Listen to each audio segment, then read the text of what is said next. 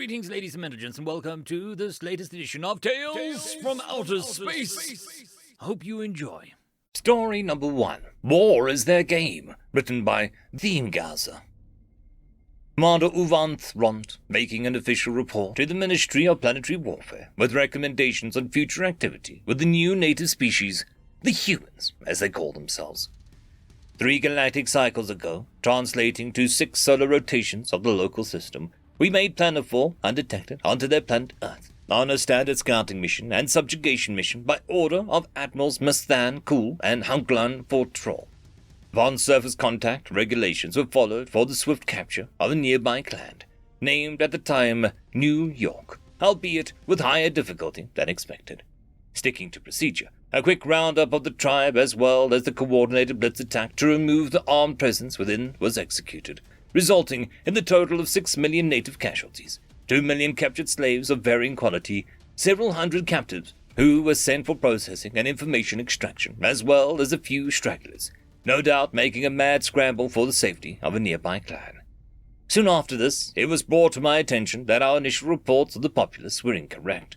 This was no mere Class 2 tribe world that we could easily take, and we were uninformed of some of the odd behaviors of the natives.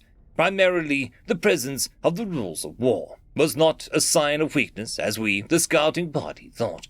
It was a result of these humans being so adept at the art of death that they invented arbitrary laws to make the game harder. After an unfruitful extraction of information from the governing body of the clan and the captured armed forces, it was decided that the broadcast of the execution of their leader would be held planet-wide in order to break the morale of the people and make future excursions easier than the admittedly difficult capture of the first tribe. This was an error. Rather than break their will, we had galvanized it. They set aside centuries of infighting and disputes in order to fight against us, a most rare and peculiar response.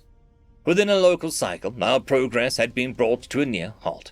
They had captured and reverse-engineered a fighter craft. This led to a more stable space combat than their part. After 3 cycles, they had mastered our ship, weapon, and shield tech to almost exacting standards. On Cycle 4, we learned what humans could do when the rules of engagement, as they called them, are disregarded after a strike from orbit took down a med-center of the weak and old. They proved elite in their combative skills with relatively little training.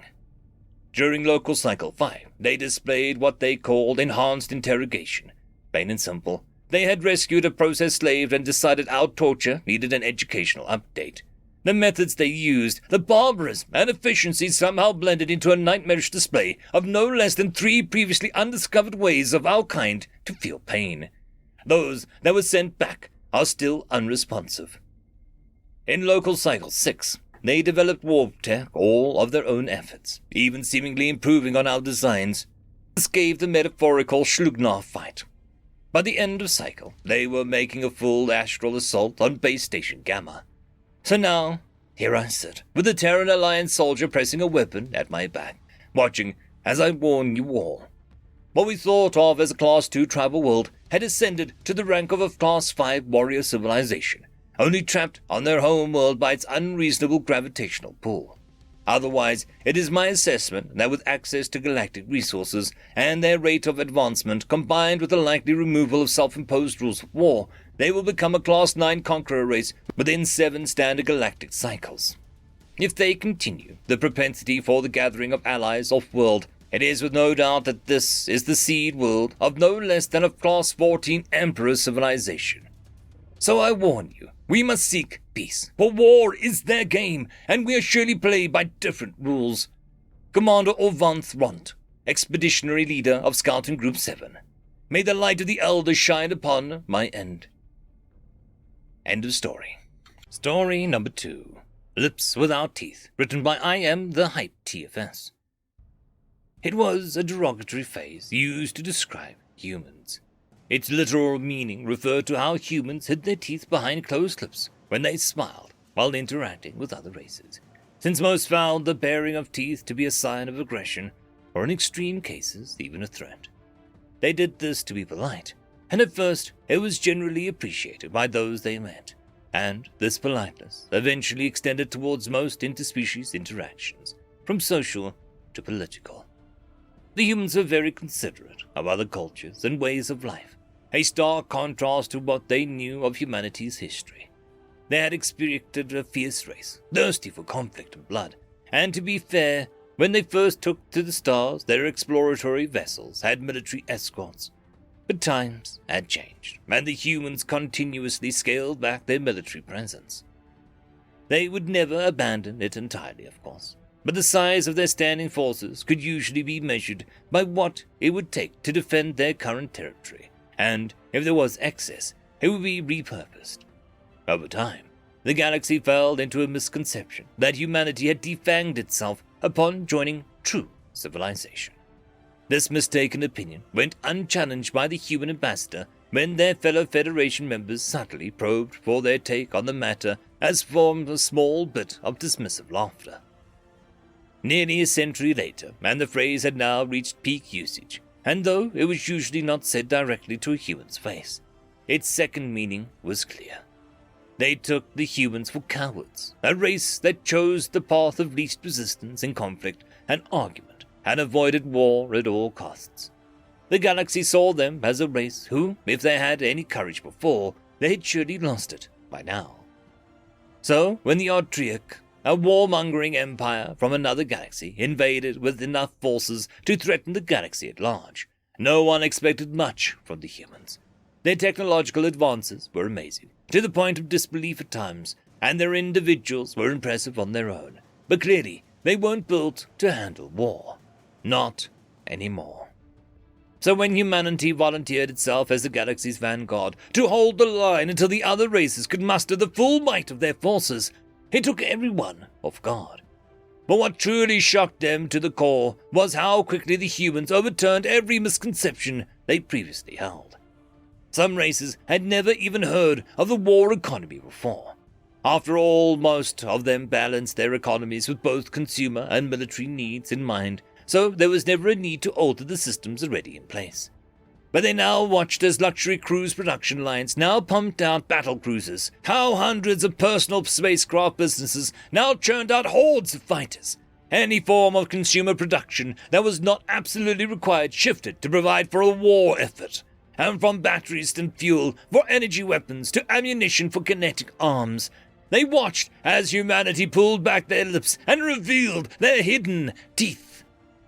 The main routes between the systems now swarmed with the might of humanity's military, a plague of heavily armed locusts that picked up more and more members with each human system it passed through, before making its way past their ally planets.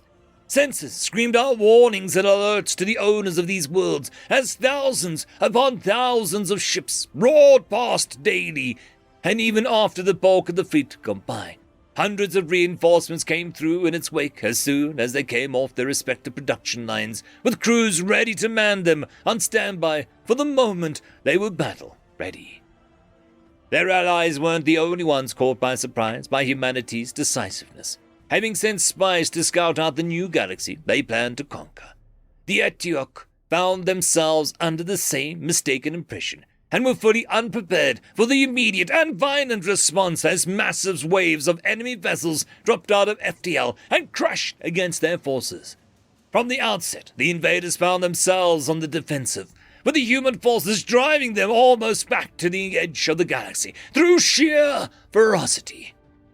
The human fleet was made up of primarily medium to small spacecraft, so while they wouldn't be able to strike any serious blows to the Etiok fleet, they had far more mobility and would be able to bleed their opponents of strength.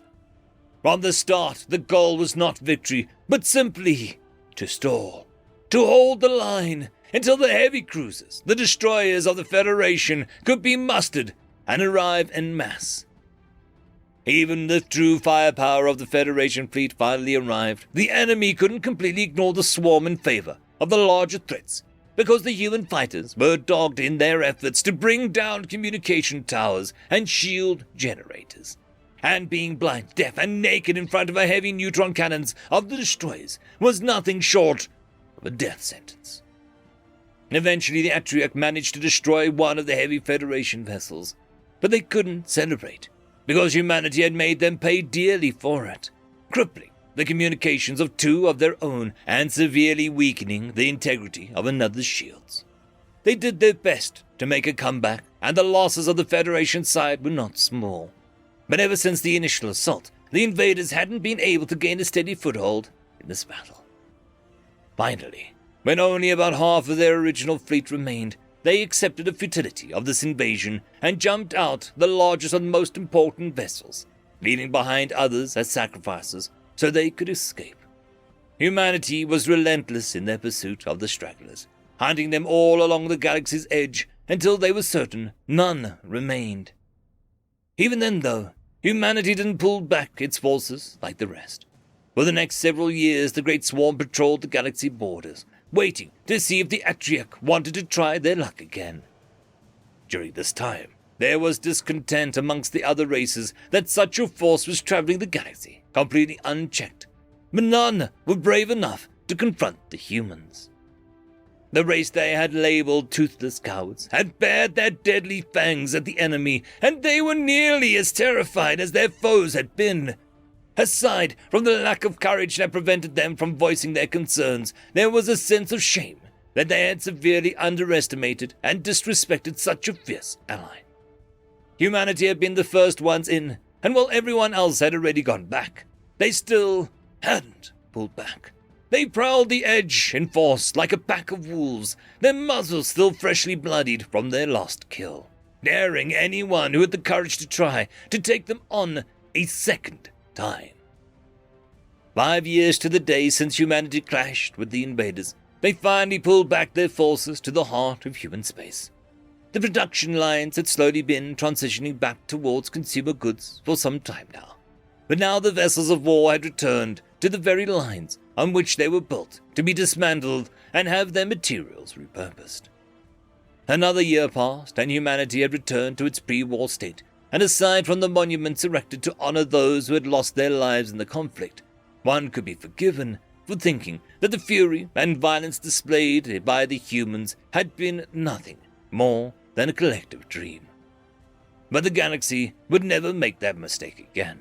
They had now experienced what it was like to fight alongside these terrifying humans, and they never wanted to see what it was like to go against them.